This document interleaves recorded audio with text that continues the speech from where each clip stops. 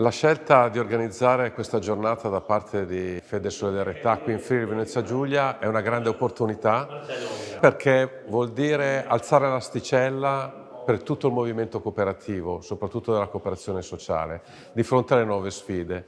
La transizione ambientale, la transizione digitale, sono luoghi che la cooperazione sociale deve abitare e quindi deve alzare il suo livello professionale, i suoi livelli di qualità e soprattutto avere quella creatività che consente di creare impresa, di fare impresa, accogliendo le persone più fragili.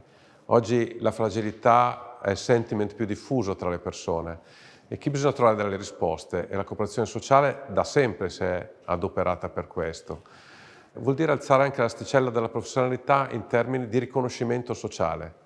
Oggi la cooperazione sociale qui a Trieste vuole dire che c'è bisogno di cooperazione sociale, però va riconosciuta anche dal punto di vista economico. Non può essere il lavoro solo dei marginali, perché altrimenti sarà difficile includere tutte quelle persone che altrimenti rimarrebbero tagliati fuori.